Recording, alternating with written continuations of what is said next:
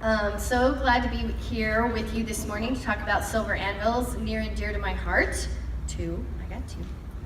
But we're going to talk with you this morning about how to take your work to the next level in that competition. I'm here with John Matson, who's with the Alabama Nursing Home Association, and not my brother, husband, but Mr. Mark Dvorak from Golin in Atlanta, but a dear PR friend, and we call ourselves cousins. So I'm excited to be here and share with you some of the tips that we think are going to help you be able to be successful in your anvil entries. The thing that I'm going to tell you about what is the key to a silver anvil, the number one thing that you need to know is if you can't win it in the summary, you can't win it. So I've not judged silver anvils, but I can tell you I've judged many competitions, and as much as I'd love to tell you we have time to dig through all of that supplemental information that you put in there, we don't. And so if you truly cannot win it in that summary, and the other nugget I would tell you is, from an anvil perspective, is if it does not impact the bottom line of a business, you're going to have a hard time in the anvil category. It's just, we need to be able to show the impact, not from a public relations and communications standpoint only. You need to really tie it back to business objectives. So those are kind of two quick highline top points that I'm going to give you to start. I'm going to turn it over to Mr. John, Mr. Mark. Which one of you wants to take it next? I'll let Mark. Here you go next. And we don't only share our last name, we evidently share common thoughts on how you approach this. I think I just, a couple of weeks ago, judged anvils for the 10th time up in New York. And it's always, I love doing it because you get to see amazing work and it just reminds you of how the process is supposed to go. So I'm going to pick up on what Jane said about the two-page summary. Put yourself in the space of where a judge is. They bring us all into a room, a big room, divide us up into groups of 3 or 4, and in the course of a couple of hours, we've got to go through anywhere from 20 to 30 entries. So in that time, you've got to be able to get in and really get an understanding of the program and separate the wheat from the chaff, so to speak. And so it is all about the two-page summary. And have you told me a story? That's the business we're in. Are you clear, concise, compelling in terms of showing me on paper what it is you did executionally? And probably the biggest takeaway I would give you is silver anvils don't reward I did my job. They reward extraordinary demonstrations of success. I have judged entries, for example, that have said, we did this last year, it worked, so we did it again, and oh, by the way, we didn't need to do new research. No, you've got to show me what made, even if it was another year of the same program, what made this just beyond anything else before. So a couple of quick notes. The 4-page summary, and PRSA makes this, or 2-page summary, PRSA makes this so easy for you. This summary is structured like you would plan a program. Research, planning, implementation, and evaluation. That's done purposefully because if you put the program together right, the summary should follow. So a couple of thoughts on each of those sections for you. Research. You can always do some research. It could be social listening. It could be a competitive analysis. It does not have to cost all the money in the world. It can be done inexpensively. It can be done with the folks on your staff. You can do something that gets you to an insight. And the more I do this, I think this is where I look first. An insight says, what is the big aha that I'm gonna build my program off of? You know, what was that kernel of learning that made me go direction A versus direction B? It's where the creativity comes from. I'm not creative for creative's sake, but I'm creative because something I've learned has said this is the right approach. I'm going to add something to that too. Make sure that your research is what drove you to do what you did. Very often in award entries, you'll see we did all this great research and then we went over here and we did that and it was amazing what we did. But the research didn't tell you to do that and it didn't drive why you arrived at that point. So there's got to be a connection there to what you're doing, a logical progression. So just make sure that happens frequently. Absolutely, it really is a connect the dot process. So the next area is planning.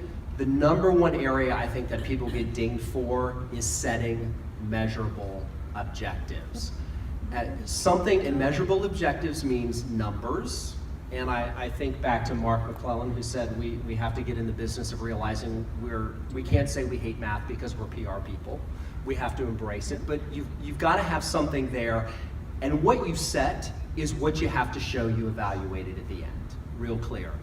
On the implementation section, show us that you, give us a sense of what it was like to be in the middle of the program. And then at the end, as I said, evaluation, it's got to tie back to those measurable objectives you set at the first. And if you make that your priority, the judges, when they get to your 2-page summary, they're going to say, this person gets it, I want to know more. Well, I'm going to talk a little bit about, we did mention the purpose of those documents, all those things that you spend such diligent time in putting into that, it's not a binder anymore, but into your electronic submissions. What I would tell you is those materials should, any questions that might arise as a result of that 2-page summary, any questions that might want to say, does this tip it over for the judge, is why those supporting materials are there. So it's important that they match what's in your 2-page summary. I would also encourage you at the beginning of those sections to give a quick highlight, a bulleted, this is what's in here, this is what you're going to find. Again, make it really easy for the judges to pick me.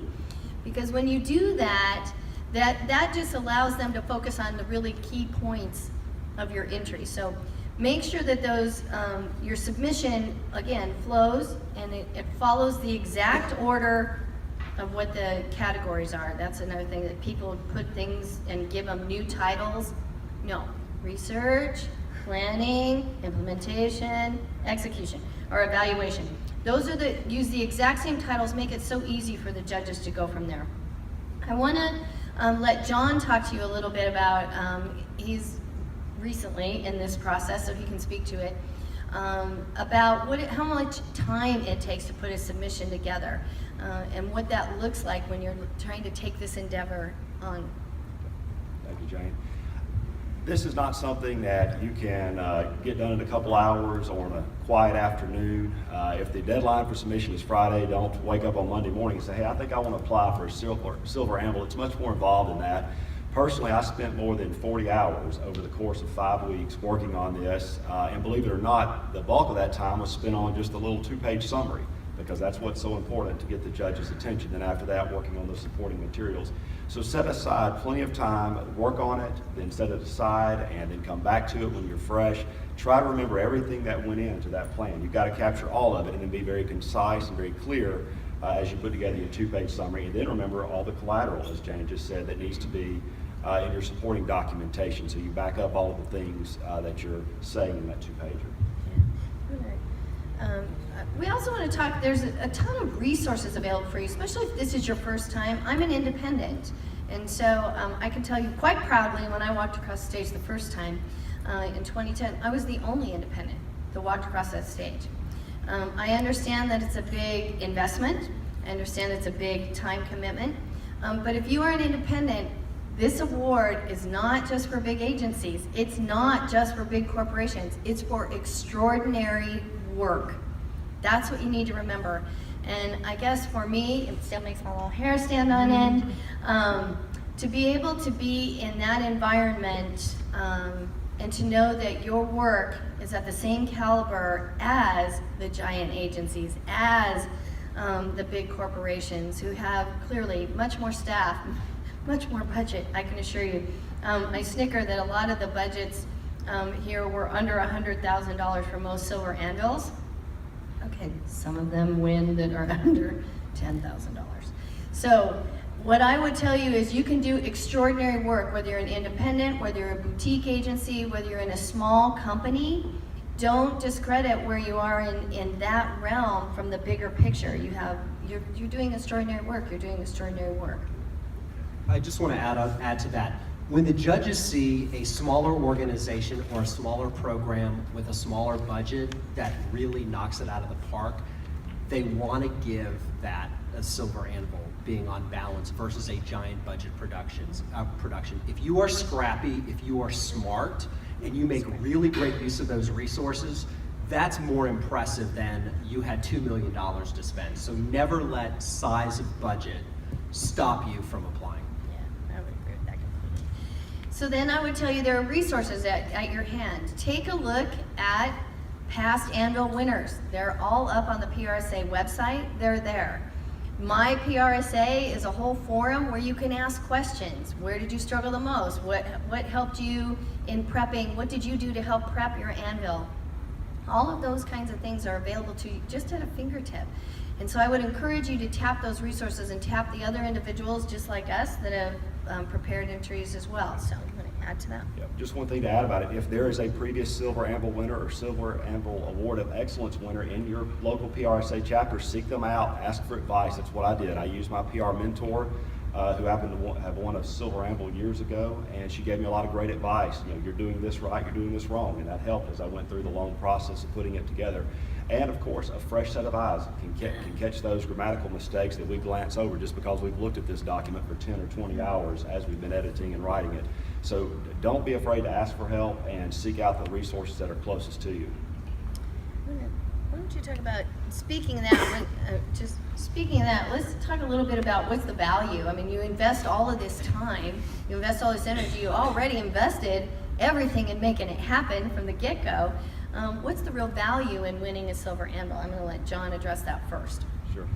I work for a very small nonprofit, and I'm basically a half-man public relations shop with my other job duties. We all know how that goes. Yeah. Winning the Silver Anvil Award of Excellence, we didn't even win the Silver Anvil, but the Award of Excellence, it really validated what we do as an association for our members. We were really surprised at how glad, how proud our members were of what we had done, because it validates their membership in our organization. They know that we represent the nursing homes in the state of Alabama very well because of this. The second thing, and this is most important to us as a trade organization, we're only as powerful as our members are willing to work and get behind our programs. So now they know if we roll out a public affairs program or a public relations program, that this is on par with the biggest and the best in the country. We may be a small nonprofit association in a small state, but the work we do is of the same caliber of the large Fortune 500 companies and the very large multinational public relations firms. I would tell you as an independent, it's an opportunity for you to gain some credibility. It's an opportunity for you to sell yourself and the caliber of counsel that you can bring to the clients that you're either prospecting or that are you currently working with. Like John, the client that I won with, it's a plumber, mind you. But when I took the trophy in, I was so excited. I took my Silver Anvil down there, and he quickly read the plaque, and on the plaque it says presented to, Apple Plumbing, Heating and Electric, and JKD and Company, and I'm so proud. And he says, they presented this to us. And I'm like, he took my anvil, which he did. And they proudly have it in their offices today, but, so I had to buy another one. So make sure you have one for your client. I was so excited I won, it was crazy. But here's what I would tell you, that proud factor is worth, they literally were so proud to be a part of that kind of caliber of work. And they're part of a larger organization, and that their trade association, this PR person, of course, knew about Silver Anvils and was like, do you know what you just got? And so he was excited that other people also knew about the caliber of that award within not only our industry, but the business world. So there's a great opportunity for you to leverage that beyond just having an awesome trophy for your interns to stare at, which is what mine get to do in my office, and say, someday you too can have one. And maybe two. I don't know, how does it work from the agency side? I will tell you the pride thing carries through into particularly junior staffers. If they have the opportunity not only to win Silver Anvil, but also to put the write-up together. It's really good practice, first and foremost, but then it is a source of pride, absolutely, for them. What I like about it, in addition to the fact that you can share this with clients and prospective clients, and I'm gonna go back to the storytelling message I told you earlier, is putting together your entry helps you craft your narrative about why this program, again, was extraordinary and what the results were. Because in an agency, all of us, but particularly in a big agency, we're always selling, what did you, show me an example of what you did like this. And when I can get that big story down succinctly and tightly, I then, as I'm looking for other opportunities, tell my story even better. And that's really what it's about. Get it on paper, get it clear, and then find ways to merchandise that moving forward. Yeah, and to that point, not only merchandising that award forward, but the immense amount of learning that transpires in this whole process. I think, I do believe when I submitted, it was my first shot out of the gate and brought it home, which was awesome. That doesn't always happen. And the second time out of the gate, I brought it home. That really almost doesn't happen, and I'm afraid lightning might strike if I do it again. But here's what I can tell you is, in that process, I think by the time I submitted my second Anvil entry, I had the opportunity to really know what was truly extraordinary and Anvil winning. And so when I got to that point, I knew at the start of that campaign that this is a potential Anvil winner. And so I was starting to gather the data, get the pieces together, and make sure that I had all of the information for an Anvil winner. It may not have turned out that way, but if you're in the process, it allows you to begin to pull all those pieces together to hopefully reduce a little bit of those 40 hours on the end. It's going to get a little creepy that we do think alike. I'm in PR because I was a journalism major and I took a PR class, and it just in my gut, I knew that this was right. I know before a program is over if this is going to be Silver Anvil caliber or not. You don't have to wait for the execution. If you know that the research was just well done and that insight is brilliant and your strategy is just like wow, the execution, of course it has to be flawless, but you can tell if you've done everything right and you've got that inside you just feel like this is just really great work, going into it. And part of what I would tell you is make your life easier, and if you're doing that kind of work, document as you go along, and it will save you time on the back end. Because you should have all of the research encapsulated, you should have the plans, you should have all this on paper that you could then go back and cull down and put your entry together. But it really, particularly the more you do this, like Jane just said, the second time around, she had a good sense. You know it when you see it. Yeah. Can I add to that? Yeah. Just adding to that, after we evaluated and won the Silver Anvil, it helped us realize we had a few weaknesses in our current program and in some of the capabilities that our members have to further carry our message. So now we're doing a test campaign to prepare us for the next time we're in a legislative battle. And as they said, extraordinary or ordinary, if you're familiar with the state of Alabama, our legislature is very conservative, very adverse to tax increases. Part of our campaign convinced the legislature to pass 3 tax increases in one session. So you knew that had to be extraordinary if you could explain it to the judges to help them understand the situation we were in. So ordinary versus extraordinary. Great way to sum it up. I'm going to finish this up and say, do it. Do it. If nothing else, the experience and the opportunity to write, that's a whole different kind of writing. It's such an opportunity to learn about how you bring things together, how you organize, how you look at things and perspectives. It's such an opportunity for you to showcase the value that you bring to the organizations that you work in. This is a leadership tool. This is a way for you to demonstrate very clearly, and that hardware is heavy. It is awesome. And I will tell you that it is such a great way for you to come back and really be able to demonstrate the caliber of work that you are doing and the contribution that you are bringing to businesses as a leader and someone that's helping to drive their organizations in positive, impactful ways. So I would say good luck, go for it, do it.